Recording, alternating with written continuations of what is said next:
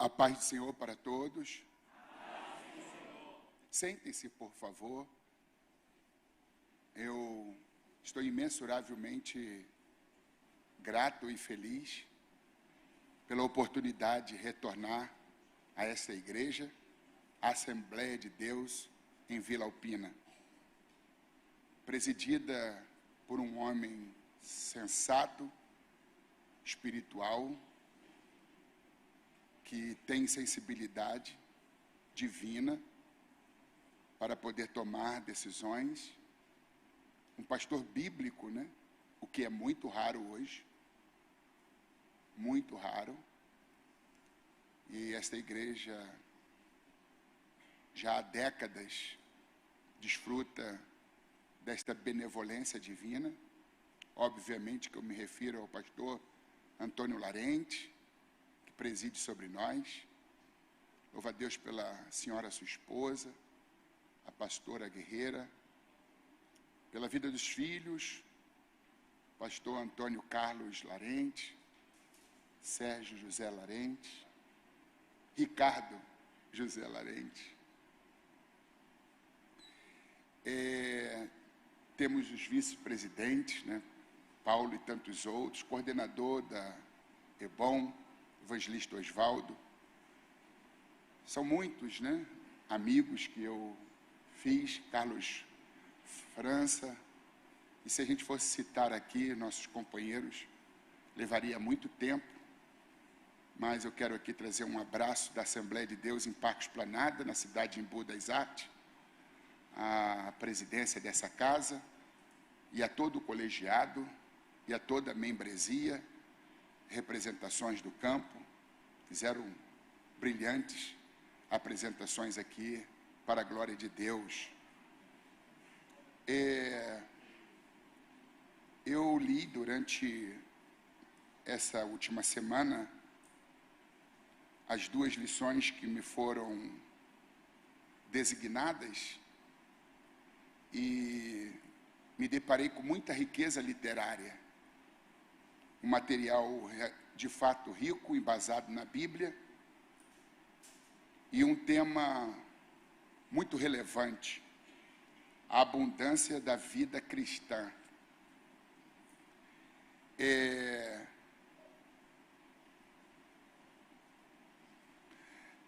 Ficou reservada a lição de número 3, capítulo 3, porque a revista assumiu um formato de livro, e a lição de número 4, das páginas 39 a 66, abundância no envolvimento com a Igreja de Deus.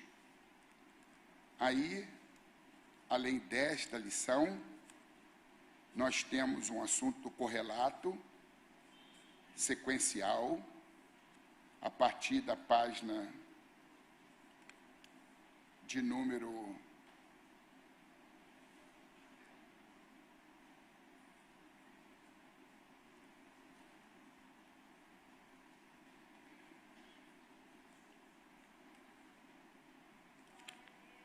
67, buscando a abundância no conhecimento de Deus.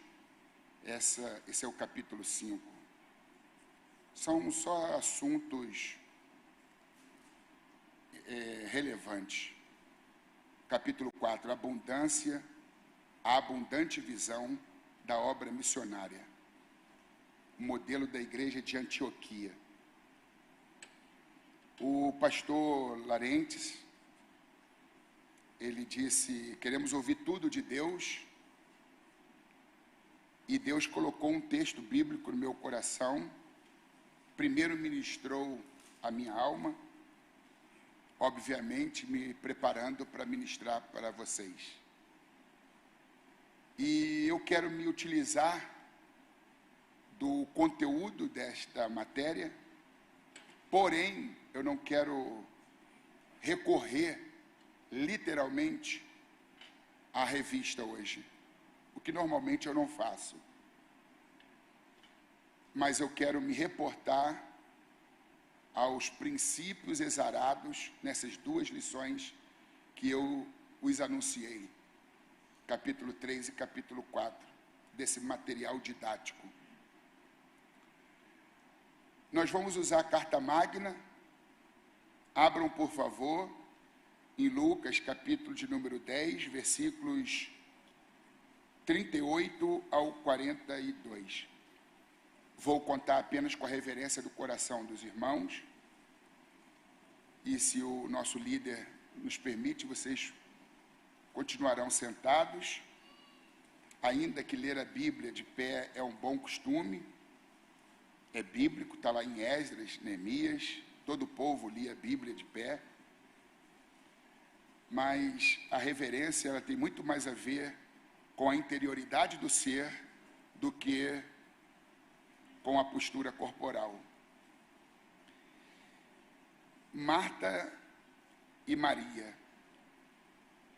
Lucas 10, versos 38 ao 42. E aconteceu que, indo eles de caminho, entrou em uma aldeia, e certa mulher, por nome Marta, o recebeu em sua casa. E tinha esta uma irmã chamada Maria, a qual, assentando-se também aos pés de Jesus, ouvia a sua palavra. Marta, porém, andava distraída em muitos serviços. E aproximando-se, disse: Senhor, não te se dá de que a minha irmã me deixe servir só? Dize-lhe, pois, que me ajude. E respondendo Jesus, disse-lhe: Marta, Marta, estás ansiosa e afadigada com muitas coisas, mas uma só é necessária, e Maria escolheu a boa parte.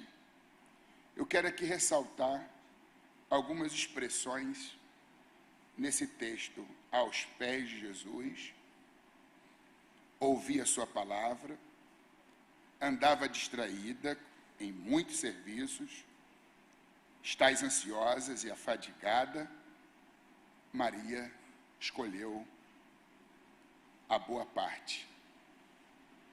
Mantenham suas Bíblias abertas nesta referência bíblica, e eu quero aqui subordinar a minha fala não só ao texto lido, mas também a um tema. Ministério não é o que nós fazemos para Deus, é o que Deus faz através de nós. Diga comigo: ministério não é o que nós fazemos para Deus, é o que Deus faz através de nós. Agora eu quero usar um subtítulo. Ouçam-me primeiro.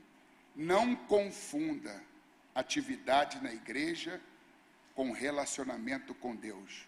Diga comigo: não confunda atividade na igreja com relacionamento com Deus.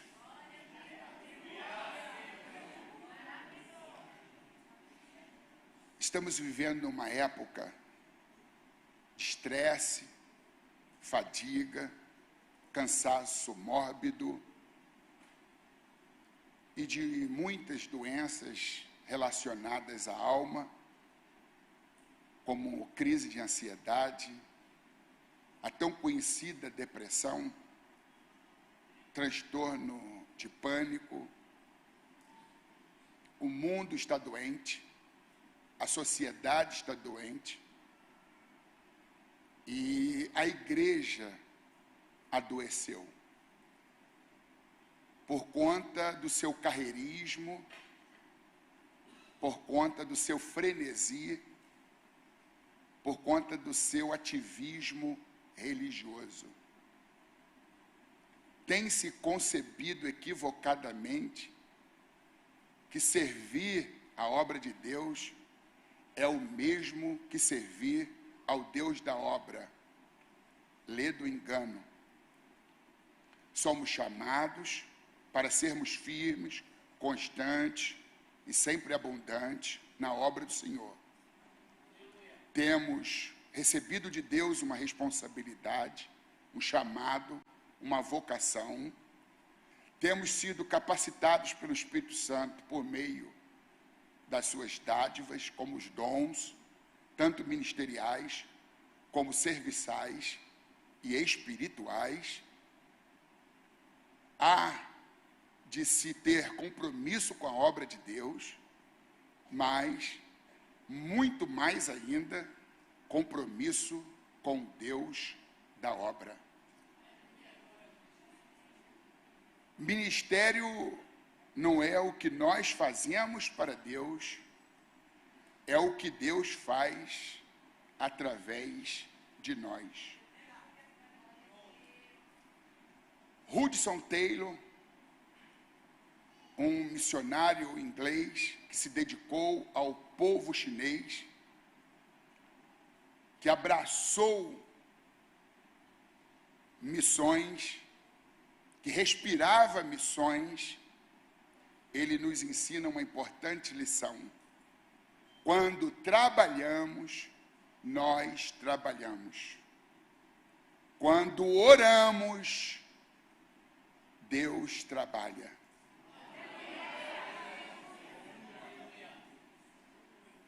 Às vezes, como Pedro, nos frustramos. Atiramos redes a ermos, à direita, à esquerda, na vanguarda, retaguarda. Amanhece-se o dia, a gente olha para as redes, só sujidades marítimas, algas marítimas, detritos do mar. Peixe que é bom, nada. Ali estava um perito, ali estava um pescador experiente, que há décadas se dedicava à atividade pesqueira, sabia quando a maré estava ou não para peixe, conhecia os detalhes e tudo que era relacionado a uma pesca bem-sucedida, mas apesar de todos os sinais, apesar de todo o seu profissionalismo, ele passou a noite toda suando e, ao amanhecer o dia, percebeu que não valia mais a pena tentar, levou o seu barco até a praia, o ancorou, desceu, como um pescador zeloso cuidava muito bem da sua ferramenta de trabalho, estava lá costurando as redes, lavando as redes, quando de repente Jesus chega e diz: faz o mar alto, ou seja, põe essa rede dentro do barco, suba outra vez para o barco, vamos pescar. Talvez com muita desconfiança, olhou para Jesus, o mediu de cima e embaixo e disse: ele entende de ressuscitar mortos, limpar os leprosos, curar os enfermos, mas de pesca quem entende sou eu. Mas é Jesus que está mandando. Este horário não é um bom horário para pescar. Mas se ele está falando, Pedro obedeceu. Foi para o meio do mar e Jesus disse: lançai a rede. Porque tu mandas, eu lançarei a rede. Foram tantos os peixes que ele se viu obrigado a ter que acenar para os seus companheiros que estavam num outro barco. Eles vieram, meteram a mão na mesma rede, unindo forças, puxaram-na até para dentro do barco, e ambos ficaram tão abarrotados que quase foram a pique. A pesca se chama a pesca maravilhosa, não porque Pedro era um profissional era um bom pescador, mas porque Cristo era um bom instrutor.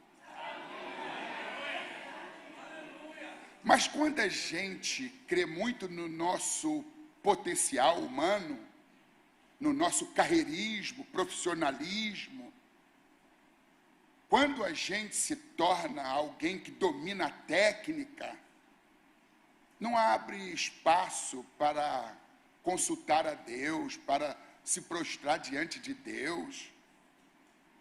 No reino de Deus não há espaço para profissionais, só para amadores. Só para quem ora e confia na intervenção de Deus e não na capacidade humana.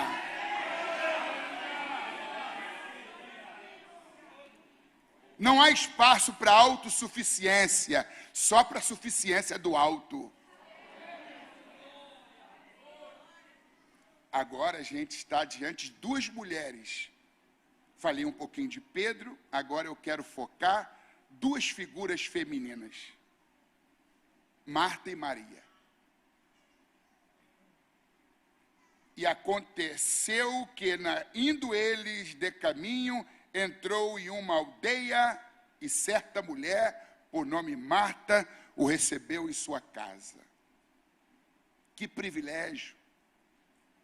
Jesus outra vez visita Betânia, onde residia uma família constituída de 3 irmãos, Lázaro, Marta e Maria.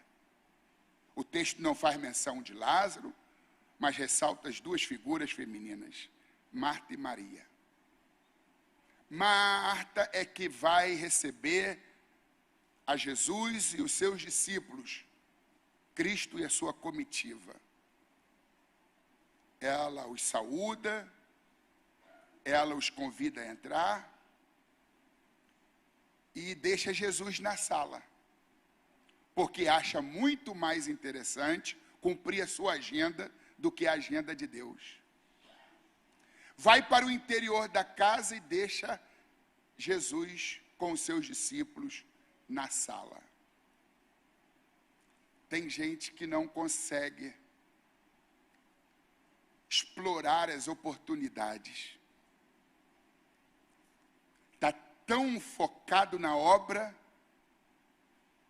que deixou Deus da obra sem companhia. Maria percebeu e disse: eu sou cumpridora dos meus deveres, eu tenho também as minhas atividades, minhas tarefas, sou uma mulher responsável, mas olha, se Jesus chegou, a atenção é só para Jesus.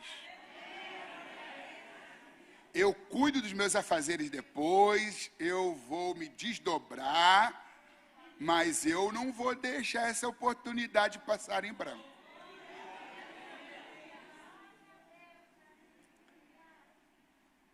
Ela foi e se assentou no lugar mais alto, aos pés de Jesus. Se você procura lugares altos, eis aqui o exemplo. Sente-se aos pés de Jesus. Ali ela estava descendentando sua sede, desfomentando a sua fome, se abeberando, bebericando, comendo, mastigando, se deleitando, se deliciando de cada palavra. Marta é uma boa ela é uma boa anfitriã, está preocupada de servir o hóspede, mas Maria é uma verdadeira adoradora. Enquanto Marta está preparando comida para Jesus, Jesus está servindo comida para Maria. Qual é a comida que você mais aprecia? Talvez Marta tivesse grandes dotes culinários. Talvez tivesse aquela perícia na ponta dos dedos para não salgar a comida, para colocar aquele tempero apetitoso, palatável. Mas a comida que Jesus serve, não há paralelo na história. Ah, eu deixaria minha comida para comer a comida de Jesus.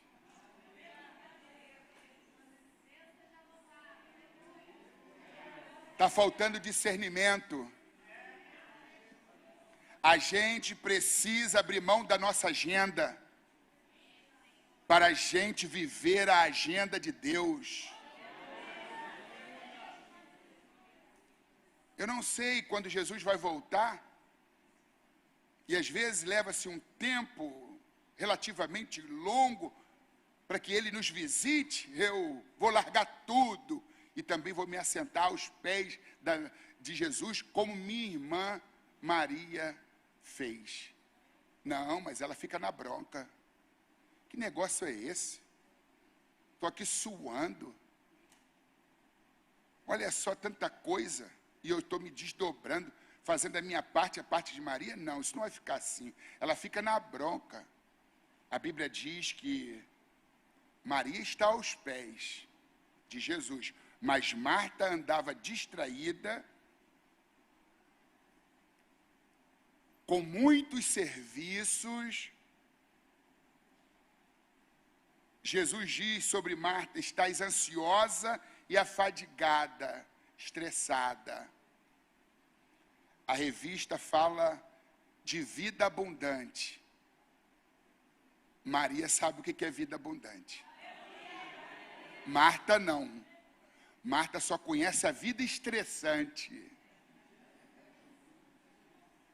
É fadiga, ansiedade e distração.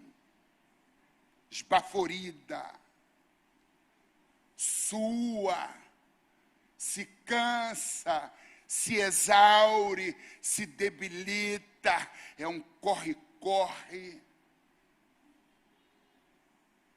Não dá para perceber Jesus quando se está com pressa. E nem orar com pressa, porque a pressa é a morte da oração. Tanta gente com pressa, não vê os sinais, não percebe os sinais. A ansiedade, a preocupação, o frenesi, o carreirismo. É a obra, é a obra, é a obra importante.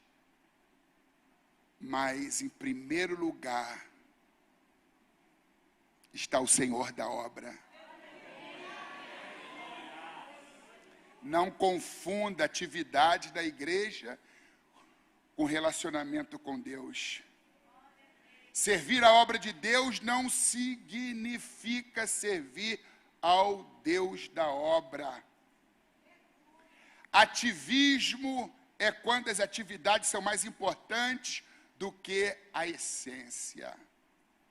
Ativismo é quando eu sou cara, eu trabalho muito, eu estou à frente de tudo. Marta. Marta nos ensina que há um cristianismo operacional,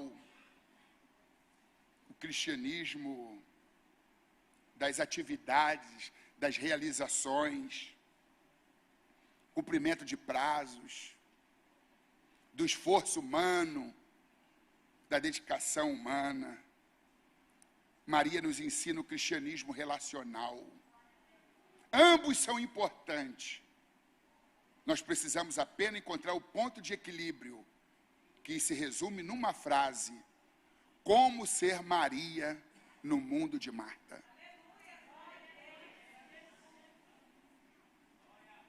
Não podemos nos amoldar a esse perfil de Marta. Precisamos de quem usa avental, arregaça as mangas, sua, Mas, ainda que Marta tenha escolhido algo bom, Maria escolheu algo melhor. E o bom, muitas vezes, é inimigo do ótimo. Diga comigo, o bom é inimigo do ótimo. É possível ser muito ativo no serviço de Cristo e ainda assim esquecer de amá-lo. Trabalhe, sue, se dedique às atividades, mas não abra mão da oração. Ore quando você estiver com vontade de orar. Ore quando você não tiver vontade de orar. Ore até você ter vontade de orar.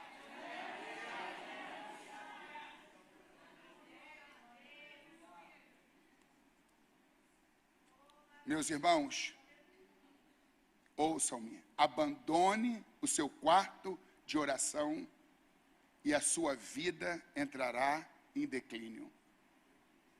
Como está a sua vida com Deus? Como está a sua vida de oração? Estar pouco com Deus é fazer pouco de Deus. O que é mais importante para você do que estar aos pés de Jesus? A obra de Deus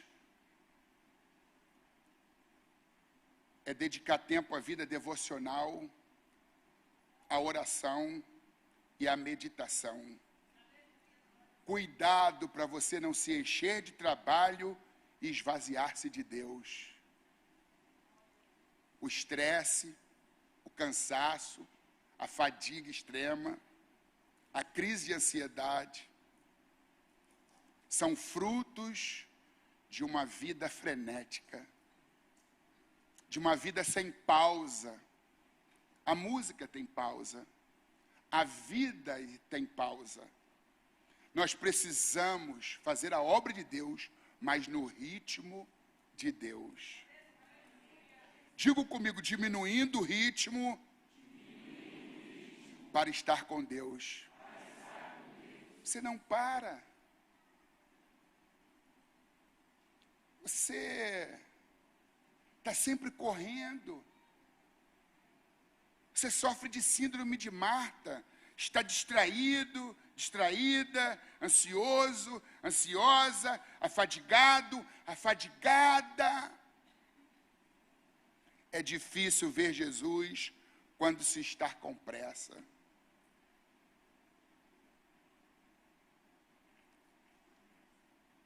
É muito difícil. Quando trabalhamos, nós trabalhamos. Quando oramos, Deus trabalha.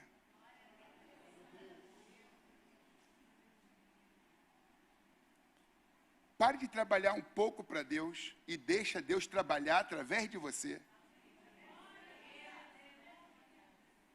Talvez você esteja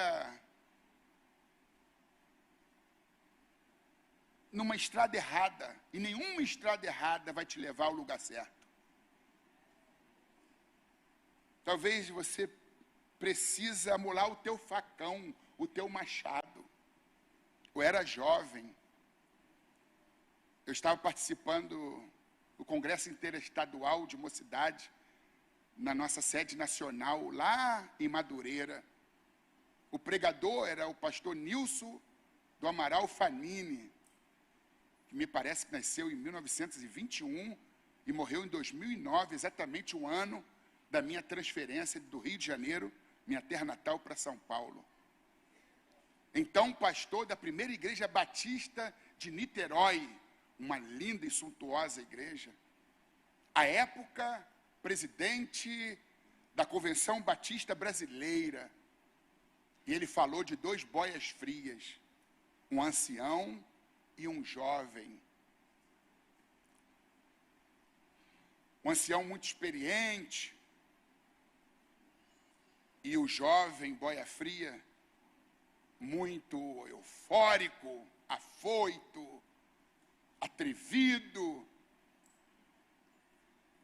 chamou o ancião e disse assim: olha, já estamos trabalhando há meses juntos, mas amanhã nós vamos fazer o seguinte: nós vamos trabalhar com afinco, mas vamos ver se no final do dia quem supera quem corta mais cana. E o ancião aqueceu com a cabeça e diz: seja como você está propondo.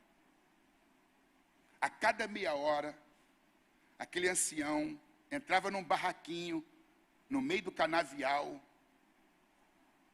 ligava o esmeril, ouvia-se um som, e ele amolava o facão durante 2, 3 minutinhos, retornava para a atividade, mais 30 minutos, 40 minutos cortando cana, voltava para o barraquinho, ligava o esmeril, amolava o facão, retornava à atividade, e aquele moço dizia assim: esse velho está parando toda hora, eu não vou parar, porque eu fiz uma aposta e eu vou provar que eu cheguei quase agora, sou jovem, mas eu vou dar lição de produtividade para esse velho.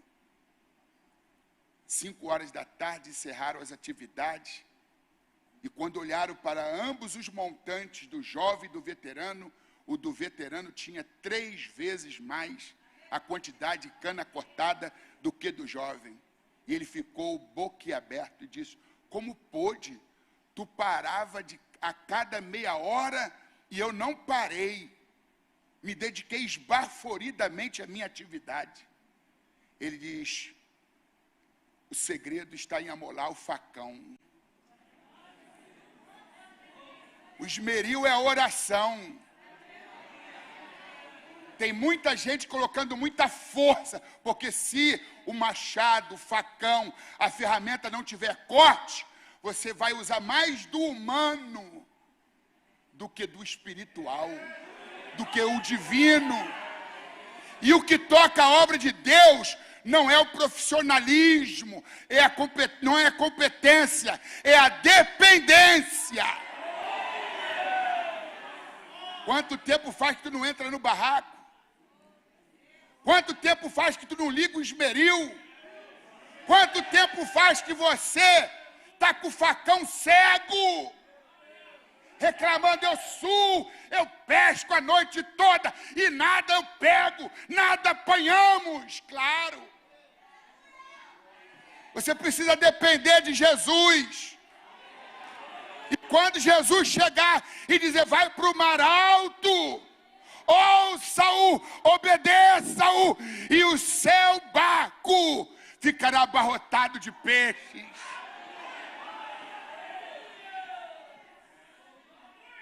Mas você confia no teu taco, no teu diploma, na tua experiência, no teu anel.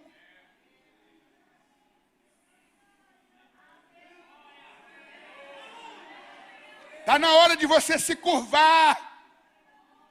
Está na hora de você deixar o interior da casa, deixar um pouco a cozinha, para comer o que Jesus está servindo a Maria. Não troque o lugar mais alto, que é os pés de Jesus, por nada. O ser humano vive a embriaguez do trabalho. Já dizia Viktor Frankl, neuropsiquiatra austríaco. O ser humano vive a embriaguez do trabalho. Ministério não é o que fazemos para Deus, é o que Deus faz através de nós. Não confunda atividade na igreja com relacionamento com Deus. Participar de ensaio é fundamental. Participar das atividades eclesiásticas é fundamental. Eu não estou dizendo que você não deva evangelizar, se envolver com missões, com um ciclo de alguma atividade social na igreja. Eu estou dizendo que o mais importante é buscar a Deus, o seu reino, e todas as outras coisas vão fluir, vão acontecer.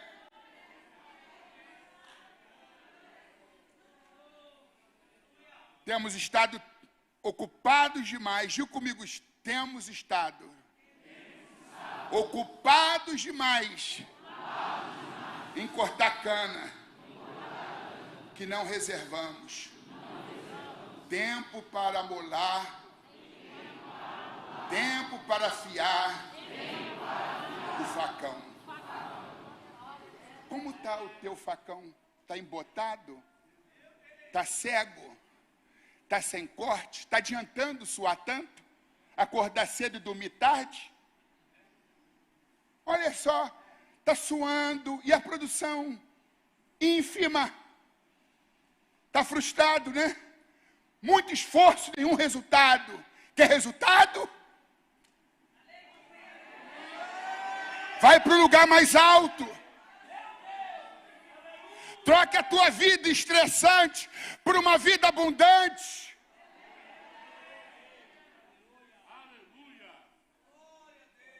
16º presidente dos Estados Unidos, Abraham Lincoln, tem uma frase que diz: para cortar uma árvore com rapidez, gaste o dobro do tempo amolando o machado. Diga comigo, para cortar uma árvore com rapidez, gaste o dobro do tempo amolando o machado. Aí você marca uma reunião, mas você não marca o encontro com Deus. Eu sei presidir, eu sei conduzir. Hora que fica mais fácil. Amola o facão. Quando chegar naquela reunião, vai fluir. Deus vai deter os resistentes, os contrários. Adicione oração. Eclesiastes 10:10. Se vocês puderem ler, eu vou ler na NVT, nova versão transformadora, que não é muito usual. Mas leia na sua tradução NVI, edição revista e corrigida. Eclesiastes 10:10. Trabalhar com um machado sem corte exige muito mais esforço. Portanto, afia a lâmina. Este é o valor da sabedoria. Ela o ajuda a ser bem-sucedido.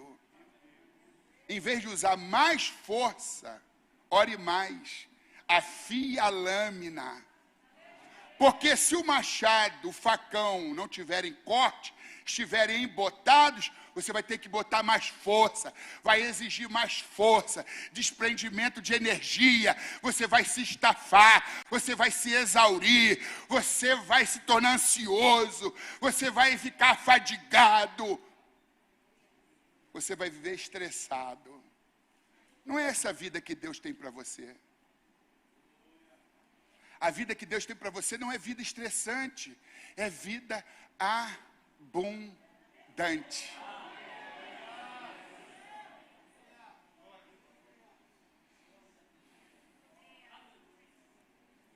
Crie um planejamento sustentável. Diga comigo, crie um planejamento sustentável. Tenha por hábito, diga, tenha por hábito, se fazer uma pergunta: será que o ritmo em que eu estou fazendo a obra de Deus não está destruindo a obra de Deus em mim? Será que o ritmo que eu estou fazendo a obra de Deus não está destruindo a obra de Deus em mim? Será que o ritmo que eu estou fazendo a obra de Deus não está destruindo a obra de Deus em mim? Está lá Moisés, capítulo 18 de Êxodo, versículos 13 ao 22, atendendo o povo de manhã até o entardecer. Não havia, como nós vemos hoje, nas repartições públicas, privadas, essa lei da acessibilidade, da prioridade, uma fila específica para idosos, portadores de deficiências físicas ou de necessidades especiais, lactantes e grávidas. Então, a multidão, debaixo de um sol a pino, num deserto inóspito, esperando a sua vez. As pessoas se desidratavam na fila. As pessoas sucumbiam na fila. E está Moisés centralizando tudo, porque existem 3 tipos de liderança: centralizadora, que tem gente que gosta de centralizar, tudo converge em torno dele, porque sem ele nada, ninguém poderá fazer. É a síndrome do Messias, é o messianismo paraguaio. Cuidado. Aí existe aquele que delega, que é a forma correta. Tem que delegar, porque é melhor colocar 10 homens para trabalhar do que tentar fazer o trabalho de 10 homens. E existe o delargar, centralizar, delegar e delargar. Delargar não tem competência, não tem experiência, não tem caráter, mas eu empurro tudo com a barriga, então apareceu esse aí, vai ele mesmo. Delargar. Maldito aquele que fizer a obra do Senhor relaxadamente. 2 extremos, centralizar e delargar. Largar de mão. Delargar é um neologismo, não é uma palavra que existe na língua portuguesa. Mas ela já está em curso há alguns anos, de forma extraoficial. Aí está Moisés cansado, já não comparece em casa, na casa de Zípora, há muito tempo. Os filhos já não veem papai. A mulher se tornou viúva de um marido vivo e os filhos órfãos de pai vivo. O carreirismo, as demandas do ministério, é a obra de Deus, é a obra de Deus, é a obra de Deus. Aí quem aparece? O sogrão. O sogrão aparece, Jetro, e diz: o que é isso aí? É porque o povo vem a mim, e eu atendo de manhã até o pôr do sol. Sabe o que ele diz? Não é bom o que tu fazes. A minha filha vai ficar viúva, maldito. Quem vai criar os teus filhos sou eu. Não é bom o que fazes. Delega isto. Constitua homens capazes. Porque ele não pode ser incompetente. Não pode delargar. Tem que saber para quem tu está confiando o ministério, a obra de Deus. Você tem que ser zeloso. Homens de verdade. Não pode ser pusilânimes, mentirosos.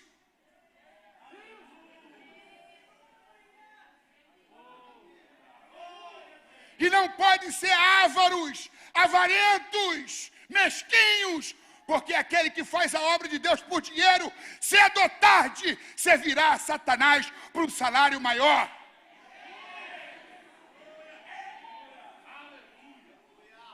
Constitua representantes de 100, de 1000 e parece de 10. 10, 100 e 1000. E as questões mais complexas, vocês tragam a mim.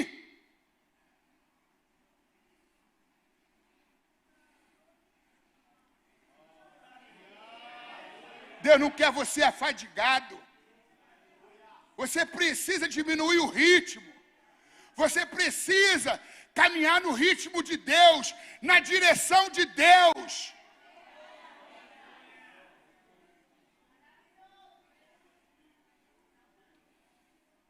Quando trabalhamos, nós trabalhamos.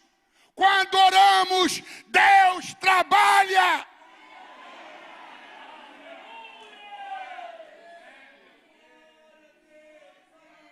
A vida de Marta era uma vida ativa.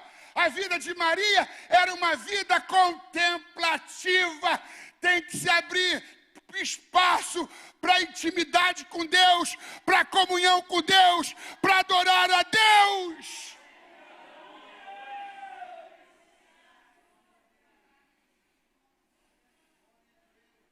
Não sois máquinas, homem és que sois. Já dizia Charles Darwin.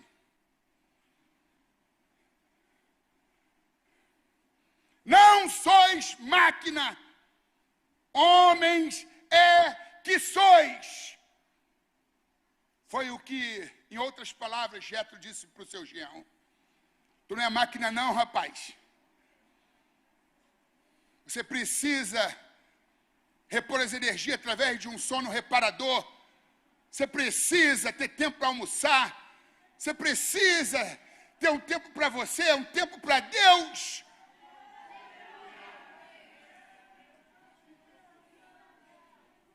Não sois máquina, homens és que sois.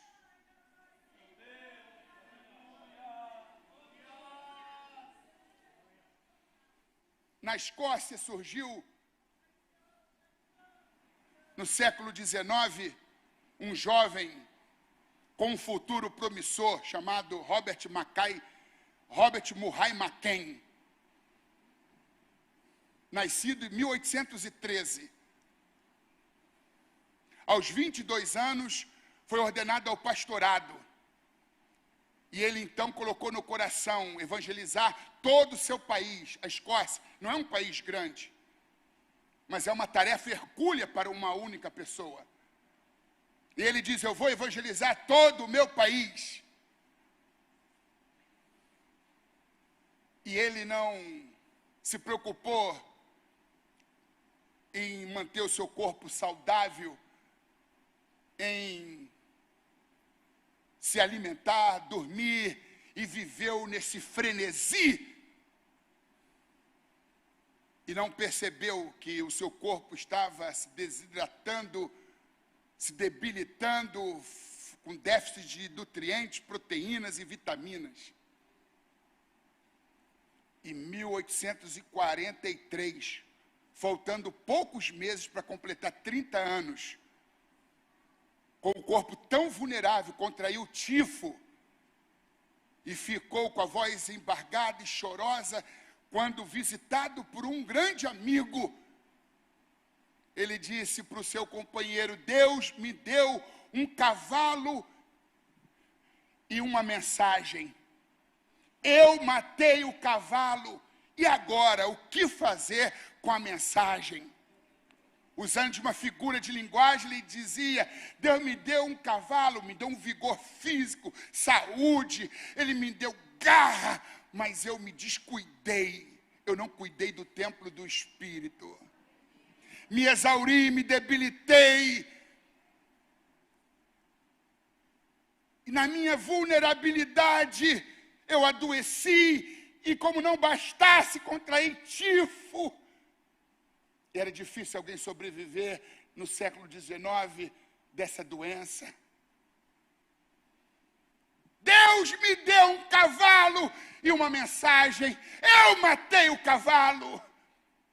Marta estava matando o cavalo. E quantos não estão matando o cavalo? Aos 29 anos, entrou em coma e logo veio a óbito. E a obra ficou para outro fazer.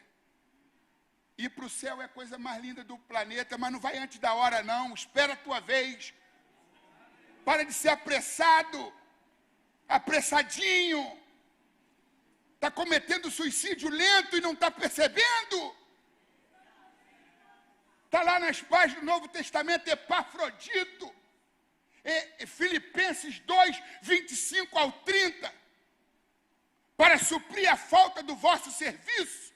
Ou seja, muitos filipenses estavam na retranca, de braços cruzados. E Epafrodito tinha uma filosofia: sofra o homem, mas não sofra a obra. A Bíblia diz: tudo quanto vier à tua mão para fazer, faze-o conforme as tuas forças. A Bíblia não está dizendo, faça além das tuas forças. Faça conforme as tuas forças, e não além das tuas forças. Porque para a sepultura para onde tu vai, não há obra, nem trabalho, nem ciência, nem indústria e nem sabedoria alguma. Do berço ao túmulo, aproveite o intervalo. Somos todos cadáveres adiados. Um dia seremos propriamente um cadáver, mas não precisa antecipar e nem furar fila.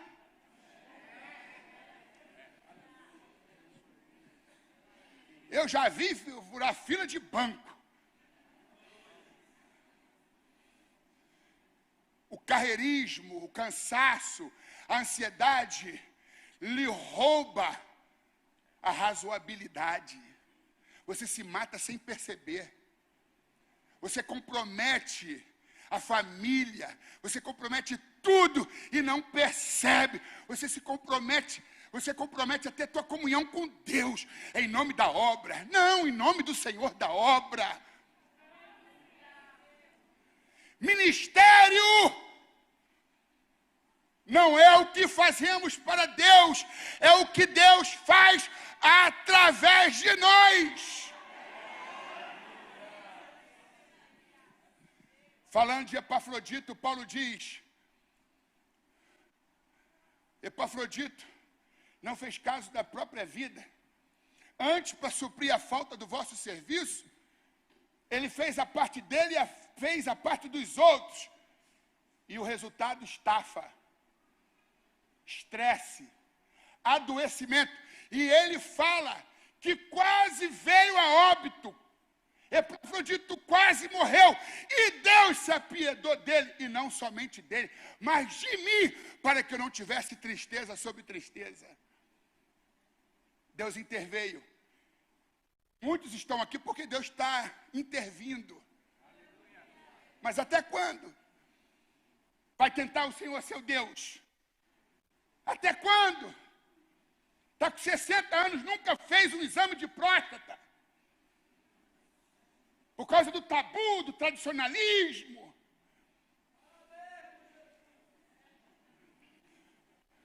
Se você não tem tempo para cuidar da sua saúde, vai ter que arrumar tempo para cuidar da tua doença. Se você não tem tempo para cuidar da sua saúde, vai ter que arrumar tempo para cuidar da tua doença. Põe o pé no freio, diminuindo o ritmo para estar com Deus. Maria não era preguiçosa, não. Marta ficou na bronca e diz: não é possível, ela não chega, eu vou dar meu jeito. Foi lá e deu uma bronca. Oh, Jesus, minha irmã me deixa trabalhar sozinha. Dá um puxão de orelha em Maria, dá um cutucão em Maria, repreende Maria. Ele diz: não, ela escolheu a boa parte. Parabéns pelo seu zelo, pela preocupação em me servir. Mas olha, o que eu estou servindo aqui é melhor o que tu está preparando lá. Venha para cá. Maria não vai sair daqui. Por que você não sai de lá e se sente ao lado de Maria? Como ser Maria no mundo de Marta? No mundo do ativismo religioso, no mundo do carreirismo, no mundo da pressa, da impaciência, da ganância, da busca pela estabilidade. Estabilidade. um pai ausente, que tenta suprir sua ausência com presente. O maior presente para os teus filhos é a tua presença.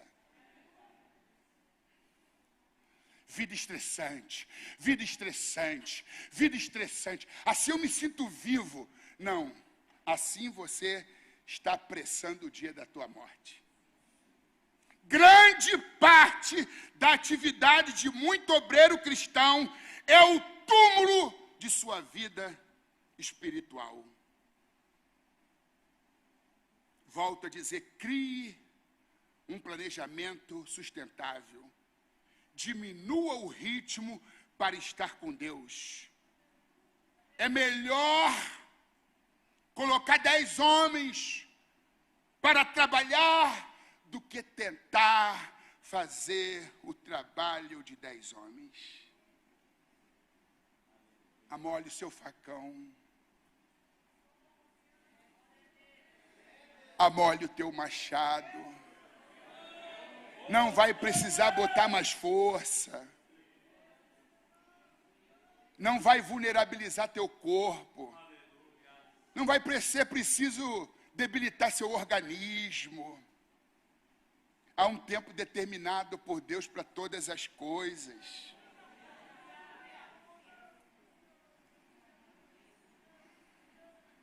Aprenda a viver no ritmo de Deus. Saia desse ritmo febril, adoecedor, insalubre. Cuidado para você não se encher de trabalho e se esvaziar de Deus. Dê importância, o devido valor à oração.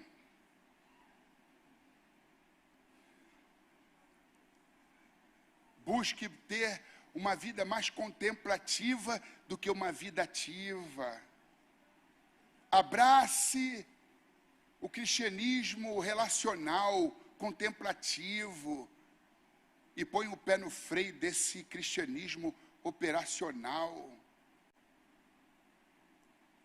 Ministério não é o que nós fazemos para Deus, é o que Deus faz através de nós. Estou aqui para te dizer, não é bom o que tu fazes. Diminuindo o ritmo para estar com Deus. Tudo flui, tudo acontece.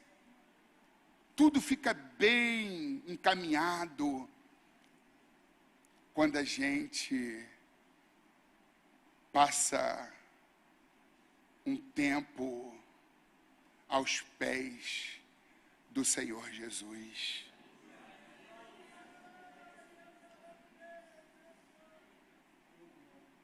Enquanto Maria estava sentada aos pés de Jesus, ouvindo a sua palavra, Marta andava distraída.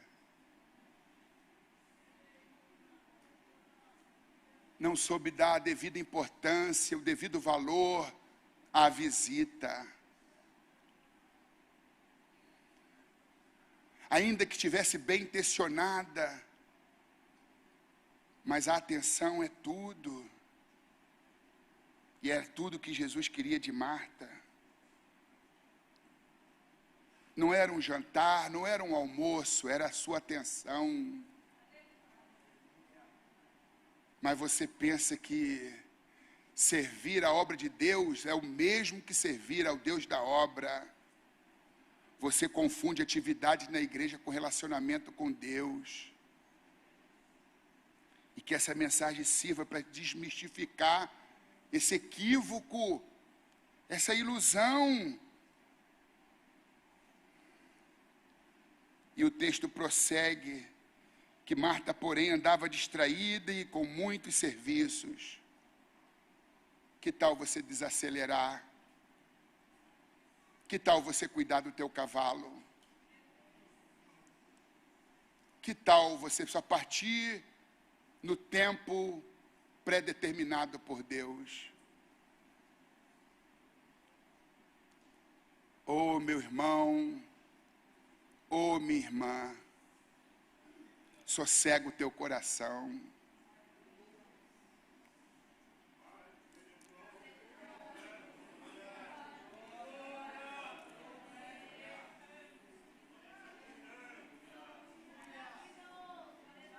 Ah, porque eu estou ansioso, eu estou com pressa, eu estou com pressa. Há um tempo determinado por Deus para todas as coisas debaixo do sol.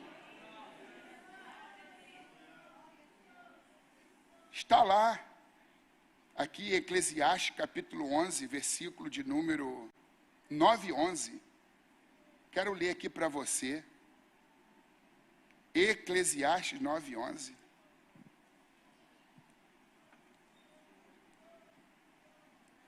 Atente para essa palavra aqui. Eclesiastes 9 e 11.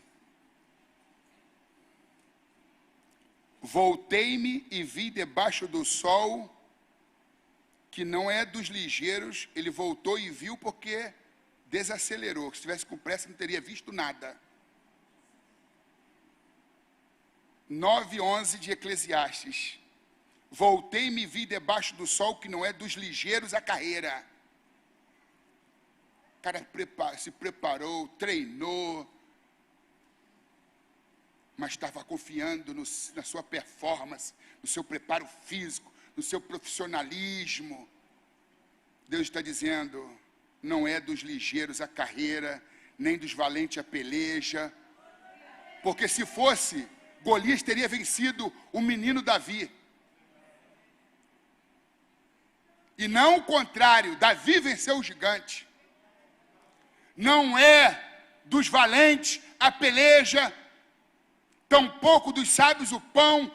Gente que estuda, corre atrás, corre na frente, e corre, e no fim do mês nem o pão básico, elementar, conseguiu.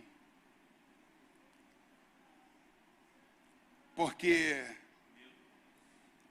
não saiu da cozinha, de trás das máquinas, deixou Jesus sozinho na sala com seus discípulos e Maria. Faltou você lá.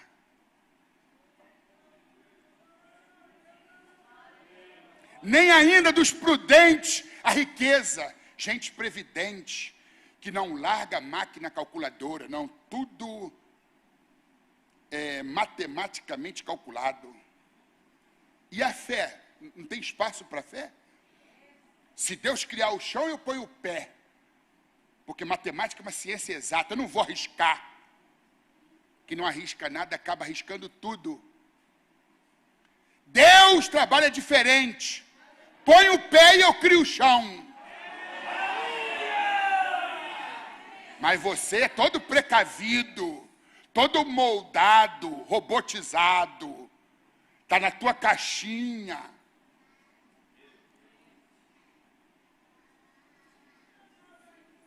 A multidão está faminta, eu só tenho um lanche do menino aqui. Na tua mão é um lanchinho, é uma marmita. Na mão de Jesus dá para alimentar uma multidão. E dá para sobrar 12 cestos cheios. Mas tudo fica na tua mão. Você tem o controle. Basta um simples terremoto debaixo dos nossos pés para que a gente saiba que não temos controle sobre nada.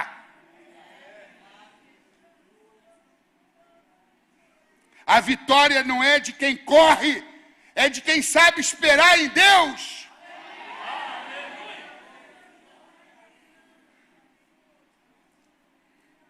Não é dos ligeiros, dos rápidos e ágeis.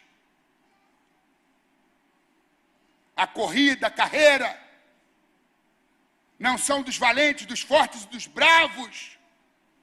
A peleja não são dos sábios, o pão não são dos prudentes, a riqueza, e nem dos entendidos e inteligentes, o favor. É um convite à dependência de Deus. É um convite para diminuir o ritmo.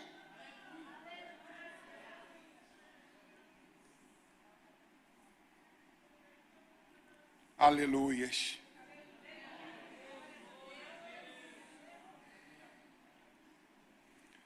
Não exagere na autossuficiência. Você pode tornar-se insuficiente. Toda a minha eficiência, sem a suficiência de Cristo, é pura deficiência. Diga comigo: toda a minha eficiência, sem a suficiência de Cristo, não passa de deficiência. Feche os seus olhos.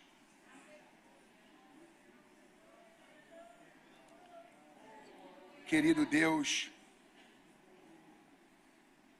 essa foi a instrução que eu recebi para falar só essas palavras. Que o teu Espírito se aproprie de tudo aquilo que foi falado e começa a criar novos hábitos e jogar os hábitos nocivos, autodestrutivos por terra. Dê vida longa a esses pastores. Dê vida longa a esses obreiros. Dê vida longa e saúde a esses homens. Visita todas as mulheres desse ambiente. Toda doença na corrente sanguínea, no epófise, no cérebro, na espinha, na estrutura óssea, baço, fígado, rins, pulmões, tireoide. Todo mal, joga por terra agora, Senhor. Fecha a sepultura, Senhor. Dê livramento de morte, Senhor. Prolongue os nossos dias. Visita-nos com avivamento. Adestra as nossas mãos para o combate. Mas primeiro fortaleça os nossos joelhos, porque queremos viver na Tua presença. Ó Deus, joelhos firmes, fortes. Queremos cuidar da nossa vida espiritual, Senhor. Da nossa vida contigo. Da nossa vida de oração. Porque se o machado, o facão, estiver sem corte, embotado, cego, teremos que desprender mais energia e colocar mais força. Mas se tiver com a lâmina afiada, o trabalho vai fluir. O trabalho vai acontecer. Ministério, aleluia, aleluia. É a gente permitir que o Senhor faça a Tua obra através de nós. E não o contrário. Oh Deus, dê consciência à Tua igreja.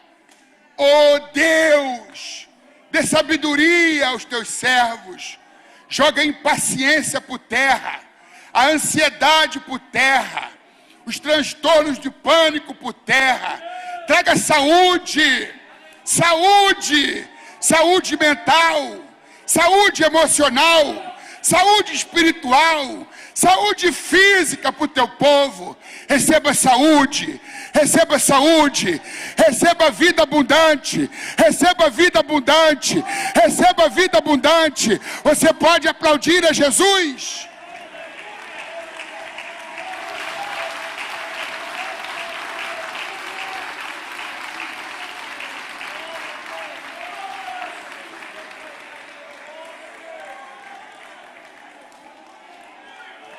Meus irmãos, adorem a Deus. Alama saio, raio, saio. Delebando como a suniaio, saio. Receba vida abundante. Receba vida abundante. Receba vida abundante. Toda fadiga caia por terra. Toda distração caia por terra. Toda ansiedade caia por terra. Receba saúde. Que tu tenhas saúde. Que tu tenhas saúde.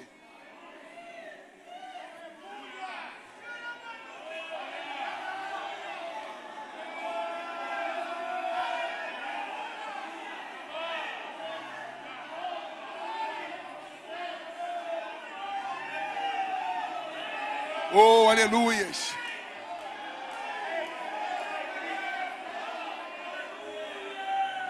Essa igreja é sua, Senhor.